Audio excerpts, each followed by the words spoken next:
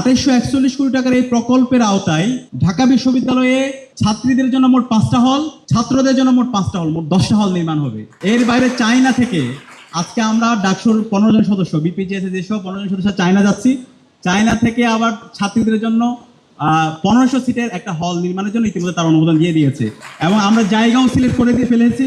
খুব দ্রুত ওনারা কথা দিয়েছে 8 মাসের মধ্যে হল নির্মাণের কাজ শেষ হয়ে যাবে। ঢাকা বিশ্ববিদ্যালয় এলাকার সারা বিশ্বব্যাপী আছে, সবাই চাই আবাসন সংকটটা দূর হোক, কিন্তু কৃত্রিমভাবে আবাসন সংকটটা তৈরি করে রাখা হয়েছে যেন শিক্ষার্থীরা ফার্স্ট ইয়ার থেকে সিট না পায়, তাদেরকে এক রুমে গাদাগাদি করে রাখা হয়, সিটের জন্য বড় ভাইদের কাছে যেতে হবে, এরপর তাদেরকে জোরপূর্বক প্রোগ্রামে নিয়ে তাদের পলিটিক্যাল এজেন্ডা এই ক্যাম্পাস বাস্তবায়ন করবে। কিন্তু আজকে জুলাই বিপ্লব এবং বিপ্লব পরবর্তী এই ধরনের দাসত্বের রাজনীতির কবর আমরা রচনা করেছি। এখন এই ক্যাম্পাসটা তোমাদের হাতে দিয়ে গেলাম, তোমরা যদি ইউনাইটেড থাকো, তোমরা যদি তোমাদের শিরদাঁড়াকে উঁচু রাখো, তোমরা যদি এই গণরুম গ্যাসরুম কালচারের বিরুদ্ধে, এই ফাও খাওয়া রাজনীতির বিরুদ্ধে, এই পেশিশক্তি রাজনীতির বিরুদ্ধে তোমরা যদি ঐক্যবদ্ধভাবে এটার বিরুদ্ধে কথা বলতে পারো, তাহলে এই ক্যাম্পাসে আর কখনো গণরুম গ্যাসরুম কালচার ফিরবে না ইনশাআল্লাহ। আমি কি তোমাদের থেকে সেই কমিটমেন্টটা নিতে পারি? তোমরা কি পারবে ইনশাআল্লাহ? ইনশাআল্লাহ। এবং এই যে আবাসন সংকটের কথা বললাম, সেই আবাসন সংকট দূর করার জন্য ডাকসুতে দায়িত্ব নেওয়ার পর আমরা গত 7.5 মাস ধরে আমরা কাজ করছি। আমরা প্রতিদিন এই বিশ্ববিদ্যালয় প্রশাসনকে আমরা এটার কাজ শুরু করার জন্য দৃষ্টি আকর্ষণ করছি। হল যদি আমরা তোমাদেরকে ফার্স্ট ইয়ার থেকে হলটা দিয়ে হলের সিট দিয়ে দিতে পারতাম সেটা খুবই ভালো হতো, কিন্তু হল নির্মাণ হওয়ার জন্য একটু সময় লাগবে। আমরা সেই প্রসেস শুরু করে দিয়েছি। তোমরা জেনে নিশ্চয়ই আনন্দিত হবা, তোমাদের জন্য আমরা 2841 কোটি টাকার একটা প্রকল্প বিশ্ববিদ্যালয় প্রশাসন এবং ওই সময় যারা ছাত্র নেতৃত্ব ছিল, ছাত্র সংগঠন, আমরা সবাই মিলে এই প্রকল্প নিয়ে এসেছিলাম। 2841 কোটি টাকার এই প্রকল্পের আওতায় ঢাকা বিশ্ববিদ্যালয়ে ছাত্রীদের জন্য মোট 5টা হল, ছাত্রদের জন্য মোট 5টা হল, মোট 10টা হল নির্মাণ হবে। এর বাইরে চায়না থেকে আজকে আমরা ডাকসুর 15 জন সদস্য বিপিজিএস যেসব 15 জন সদস্য চায়না যাচ্ছি। চায়না থেকে আবার ছাত্রীদের জন্য 1500 সিটের একটা হল নির্মাণের জন্য ইতিমধ্যে তার অনুমোদন দিয়ে দিয়েছে এবং আমরা জায়গাও সিলেক্ট করে দিয়ে ফেলেছি। খুব দ্রুত ওনারা কথা দিয়েছে 8 মাসের মধ্যে হল নির্মাণের কাজ শেষ হয়ে যাবে। তো এই যে 2841 কোটি টাকার প্রকল্পের আওতায় আরও অনেক কিছু আছে। আমাদের সেন্ট্রাল লাইব্রেরি, সেটা একটা বহুতল ভবন হবে। আমাদের সেন্ট্রাল যে মসজিদ আছে সেটা একটা কমপ্লেক্স হবে।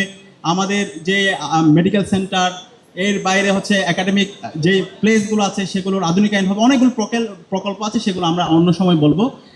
এখন এই প্রকল্পের কাজ যেন দ্রুত শুরু হয়, সেটার জন্য তোমাদের সহযোগিতা আমাদের লাগবে। তোমরা কি আমাদের সাথে থাকবা? ইতিমধ্যে প্রকল্পের টাকা চলে এসেছে। প্রকল্পের কাজ শুরু করার জন্য বিশ্ববিদ্যালয় প্রশাসন তারা বিভিন্নভাবে রিভিউ, তারা এটাকে দেরি করতে চাচ্ছে। যেই সংকটটা সবার আগে দূর করা দরকার, সেই সংকটটা তারা দূর না করে তারা যেটা হয় ওই যে বিভিন্ন ধরনের লাল ফিতার দূরত্বের মধ্যে তারা এটাকে ফেলে দিচ্ছে। তো তারা চায়, আমার কাছে মনে হচ্ছে, আবার সেই পিছনের রাজনীতির দিকে ফিরে যাওয়া। তারা এই আবাসন সংকটটাকে কৃত্রিমভাবে রেখে দিয়ে আবার আমার শিক্ষার্থী ভাই বোনদেরকে দাসের মতো করে পলিটিক্যাল প্রোগ্রামে নিয়ে গিয়ে তাদের এজেন্ডা বাস্তবায়ন করা। সুতরাং আমরা বেঁচে থাকতে তা হইতে দিব না ইনশাআল্লাহ। তোমরা যদি আমাদের সাথে থাকো, ইনশাআল্লাহ আমরা এই মেয়াদের মধ্যে হল নির্মাণগুলোর কাজগুলোর শুরু করে দেবো ইনশাআল্লাহ, তোমাদেরকে সাথে নিয়ে ইনশাআল্লাহ। আমরা ইতিমধ্যে অগ্রগতির জন্য জানতে গিয়েছিলাম, বিশ্ববিদ্যালয় প্রশাসন বলেছে তারা রিভিউ করতে দিয়েছে এবং তারা দ্রুত শুরু করবে। কিন্তু কত দ্রুত সেটা তো আমরা এখন আস্থা রাখতে পারছি না, কারণ তোমরা জানো আমাদের ঢাকা বিশ্ববিদ্যালয়ের সেন্ট্রাল মসজিদে আমরা প্রায় 3.5 কোটি টাকার কাজ করেছি। যখন আমরা কাজ করতে যাচ্ছিলাম, এই মসজিদ 65 বছরে এই মসজিদে কোনো সংস্কার হয় নাই। তা আমরা প্রথমে বলেছিলাম বিশ্ববিদ্যালয় প্রশাসনকে, আপনারা এই মসজিদে একটু সংস্কার করে দেন। আমাদের ওখানে বোনদের জন্য, নারীদের জন্য ছোট্ট একটা জায়গা ছিল, ওই জায়গায়ও নামাজ পড়ার মতো খুবই ময়লা স্যাঁতসেঁতে অবস্থা।